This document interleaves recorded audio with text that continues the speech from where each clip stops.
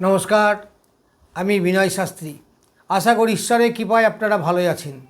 আজকে আমার ভিডিওর আলোচ্য বিষয় শুক্রের গোচর ফল নিয়ে। আগামী 1 আগস্ট শুক্র যাচ্ছে কন্যা রাশিতে এবং সেখানে থাকবে 2 সেপ্টেম্বর পর্যন্ত।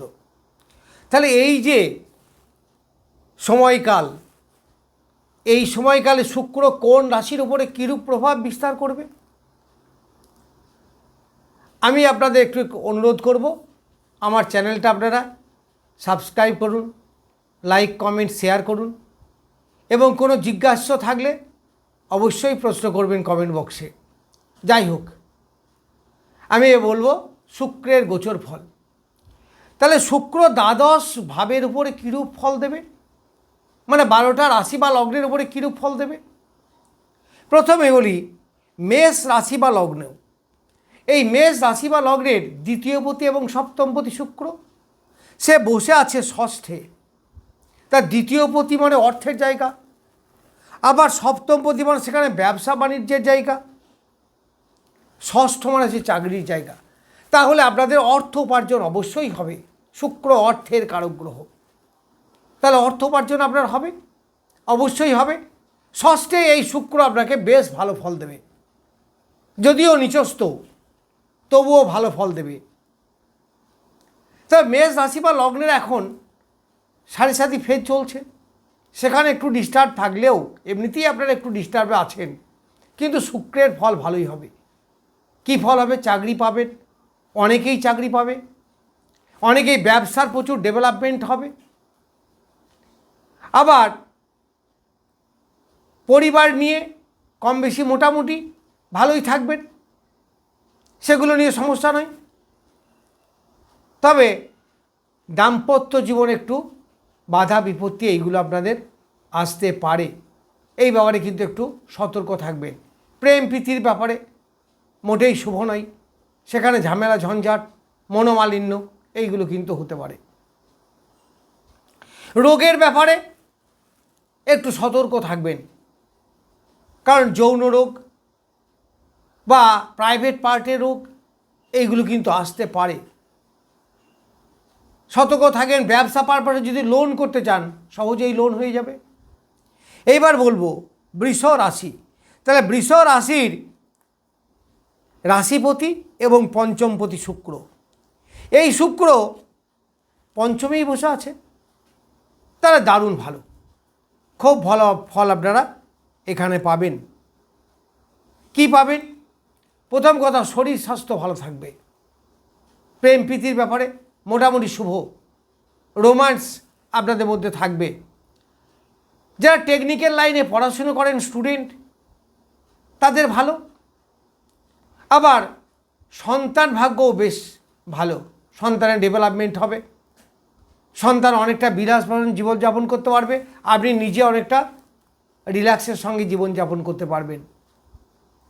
মনের মধ্যে রোম্যান্স, মনের মধ্যে অনেকটা শান্তি, এইগুলো কিন্তু আপনারা এই সময়ে পাবেন। শরীর স্বাস্থ্যের ব্যাপারে বেশ ভালো, সেরকম কোনো সমস্যা হবে না। অর্থনৈতিকভাবেও যথেষ্ট ভালো, কারণ শুক্র হচ্ছে অর্থের কারক গ্রহ, শুক্র বৈষয়িক গ্রহ, অর্থ তো দেবেই, অর্থ উপার্জন আপনাদের এই সময়ে হবে। এরপর মিথুন রাশি বা লগ্নের পঞ্চমপতি এবং দ্বাদশপতি চতুর্থে বসে আছে, তাহলে এখানেও প্রেম প্রীতির ব্যাপারে মোটামুটি শুভ। আবার যারা বাইরে আছেন, পড়াশোনার উদ্দেশ্যেই হোক বা কর্মের উদ্দেশ্যেই হোক, জন্মভূমি থেকে দূরে আছেন, তাদের কর্মের পরিবর্তন, নতুন কর্ম পাওয়া, এই ব্যাপারে কিন্তু যথেষ্ট ভালো ফল আপনারা এই সময়ে পাবেন। কারণ বিদেশ দ্বাদশ ভাব, এই দ্বাদশ ভাব হওয়ায় আপনারা কিন্তু বেশ ভালো ফল এই সময়ে পাবেন। তারপর কর্কট রাশি বা লগ্ন সাপেক্ষে শুক্র তৃতীয় বসে আছে। এই শুক্র আপনাকে ডেভেলপ করাবে, প্রচুর আয় দেবে, আয়ের স্থান যথেষ্ট বলবান হবে। দাদা দিদি বা আপনার বড় যারা আছে তাদের সঙ্গে সুসম্পর্ক, সেটাও দেখা দেবে। যারা বাইরের পরিচিত লোক, তাদের কাছ থেকেও আপনি অনেক হেল্প পাবেন। এছাড়া যে কোনো কাজে হাত দেবেন সেখানে একটা সফলতা বা সাকসেস আসবে, এনার্জি বৃদ্ধি হবে। হাতের কাজ যারা করেন, আর্টিস্টিক লাইনে যারা আছেন, সেটা গান বাজনা হতে পারে, কোনো বাদ্যযন্ত্র বাজানো হতে পারে, বা ছবি আঁকা, এই ধরনের আর্টিস্টিক যারা আছেন তাদের বেশ ভালো, কারণ লগ্ন বা রাশিপতি চন্দ্রদেব নিচে। এরপর সিংহ রাশির তৃতীয় দশমপতি দ্বিতীয়, এই সিংহ রাশির ভালো, বেশ ভালো সময়, বেশ ভালো ফল পাবেন, কারণ দ্বিতীয় বসে আছে শুক্র। আসলে মূল রাশিচক্রের দ্বিতীয় স্থানের অধিপতি অর্থাৎ বৃষ রাশির অধিপতি শুক্র, তাহলে অর্থের কারক গ্রহ, সেই অর্থে আপনাদের অর্থ উপার্জন বেশ ভালো হবে। যদিও রবি এবং শুক্র অনেকটা এন্ট্রি গ্রহ, তবুও অর্থস্থানে থাকার জন্য অনেকটা ভালো হবে। পরিবারের মধ্যে মাঝে মাঝে একটু দাম্পত্য বা পরিবারের লোকজনদের মধ্যে একটু সমস্যার সৃষ্টি হতে পারে, মতমালিন্য, মতপার্থক্য, আত্মীয় বর্ণের সঙ্গে যোগাযোগ সুযোগের অভাব, এইগুলো। কিন্তু কর্মক্ষেত্রে বেশ উন্নতি হবে, কর্মে ডেভেলপমেন্ট, কর্মে প্রমোশন, এইগুলো কিন্তু হতে পারে, ট্রান্সফার হয়ে যাওয়া, এইগুলো আপনাদের এই সময় হবে। তারপরে কন্যা রাশির রাশিতেই বসে আছে শুক্র, দ্বিতীয় পতি এবং নবমপতি। তার দ্বিতীয় পতি মানে অর্থ, নবম মানে ভাগ্যের পরিবর্তন, তাহলে ভাগ্যের আমূল পরিবর্তন হবে। এখানে অর্থ আসবে, পিতার সঙ্গে সুসম্পর্ক বৃদ্ধি, অফিসে বসের সঙ্গে সুসম্পর্ক বৃদ্ধি, তার স্নেহভাজন, এইগুলো কিন্তু আপনারা এই সময়ে পাবেন। তাদের কাছ থেকে উপকার, ভাগ্যের ডেভেলপমেন্ট, কর্মে প্রমোশন, বা সাময়িক কালের জন্য বাইরে কোথাও যাওয়া, তীর্থ ভ্রমণ, এইগুলো কিন্তু আপনাদের বেশ ভালো হবে। এরপর তুলা রাশির লগ্ন বা রাশিপতি শুক্র নিচে এবং অষ্টমপতি বসছে কোথায়? দ্বাদশে বসে আছে। দ্বাদশ মানে আবার সেই বিদেশ, যারা বিদেশে যেতে চাইছেন বা যারা বিদেশে আছেন, যা পড়াশোনার উদ্দেশ্যে বাইরে গেছেন বা কর্মের উদ্দেশ্যে বাইরে গেছেন, অর্থাৎ জন্মভূমি থেকে দূরে যারা আছেন, তাদের কিন্তু লাভ হবে। যারা অ্যাস্ট্রোলজি করেন, যারা ল এই ধরনের পেশায় আছেন, তাদের ডেভেলপমেন্ট, শেয়ার মার্কেট, লটারি, এখান থেকে হঠাৎ অর্থপ্রাপ্তি আপনাদের হতে পারে। শরীর স্বাস্থ্য মোটামুটি ভালো গেলেও প্রাইভেট পার্ট নিয়ে একটু সমস্যা আসতে পারে। এই সময় এই ব্যাপারগুলোতে সতর্ক থাকবেন। মেয়েদের গাইনি প্রবলেম যাদের আছে তাদের একটু বেড়ে যাবে, আবার অন্যথায় অনেকে নতুন সমস্যা দেখা দিতে পারে। প্রেম প্রীতির ব্যাপারে গোপনীয়তা বেশি বজায় রাখতে আপনার ইচ্ছা করবে, এই সেই প্রকাশ না করাটাই ভালো। তারপরে বৃশ্চিক রাশি বা লগ্ন, এর সপ্তমপতি দ্বাদশপতি একাদশে শুক্র, নিশ্চিত ভালো, প্রচুর ডেভেলপমেন্ট, প্রচুর আয়, কর্মে সফলতা, এইগুলো আপনারা পাবেন। আবার সপ্তমপতি নিচস্থ, কিন্তু নিচস্থ হলেও সপ্তমের পঞ্চমে বসে আছে, ফলে প্রেম, দাম্পত্য জীবন, এইগুলো কিন্তু বেশ ভালো হবে। আবার পঞ্চমের সপ্তমে, ফলে সন্তানের একটু বিলাসিতা, একটু রোমান্স, একটু কমফর্টেবল লাইফ লিড করার মানসিকতা, এইগুলো হবে। প্রেম প্রীতির ব্যাপারে বেশ শুভ, অনেকে নতুনভাবে প্রেম হবে, অনেকে প্রেমে যাদের ব্রেকআপ হয়েছিল আবার নতুন করে হতে পারে।